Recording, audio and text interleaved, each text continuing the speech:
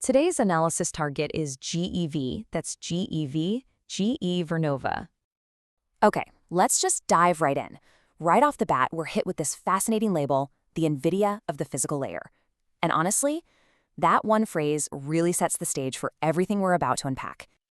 Welcome to Cyberstock Reports. As you can see, today's analysis is based on data as of December 11, 2025.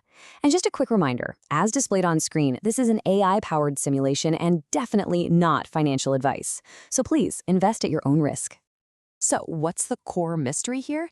It's this pretty strange disconnect.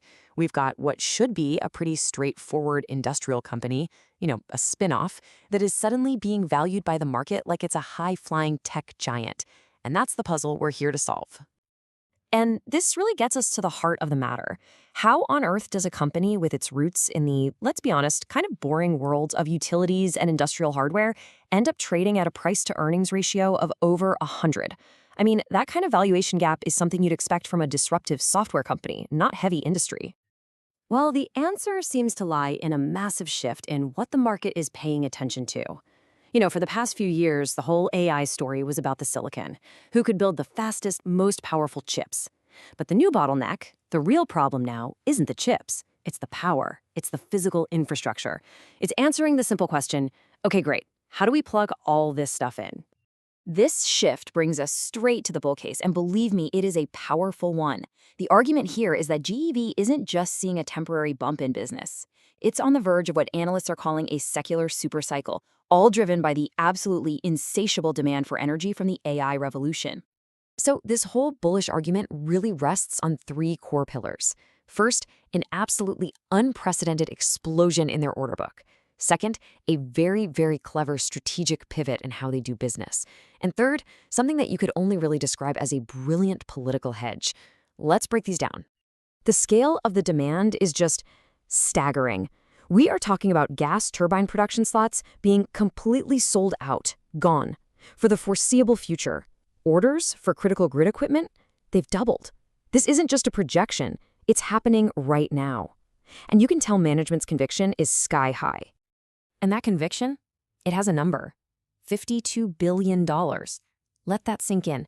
That's the new revenue target management has put out there for 2028. You just don't throw a figure like that out to the market unless you are seeing an absolute tidal wave of demand coming your way. Now, this massive demand is what allows them to pull off their second pillar, that strategic pivot. GEV is shifting away from just being a hardware vendor. Through things like joint ventures, for instance with Chevron, they're becoming a high-margin AI infrastructure partner. They're finding ways to capture value right where the power grid meets the data center, what the industry calls the meter's edge. And right here, this is the masterstroke, the political paradox. GEV has somehow positioned itself in a perfect heads-I-win, tails-I-win scenario. You've got a recent court ruling on December 9th that just unblocked a bunch of wind projects, great for their renewables division.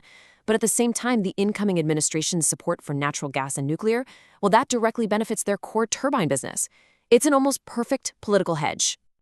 But we have to look at the other side of this.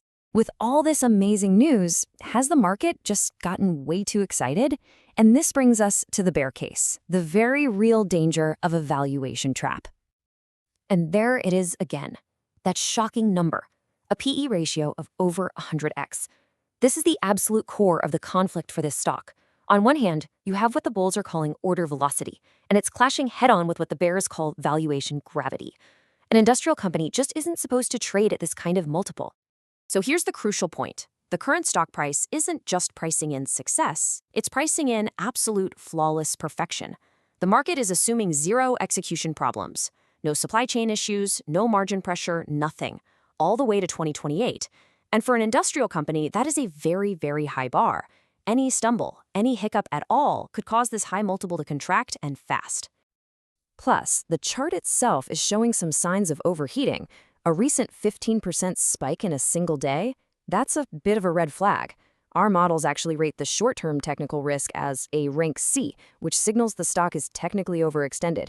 This could be a classic buy the rumor, sell the news situation playing out right before our eyes. Okay, so how do we reconcile these two incredibly powerful opposing forces?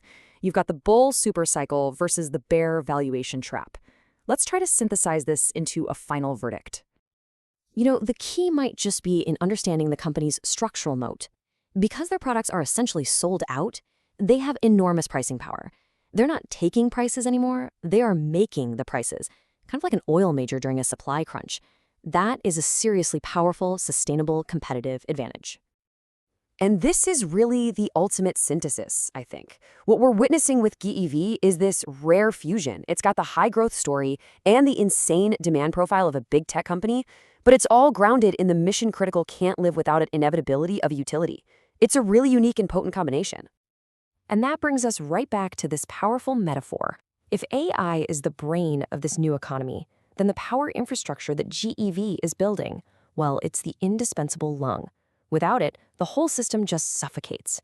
That's the long-term thesis, right there in a nutshell.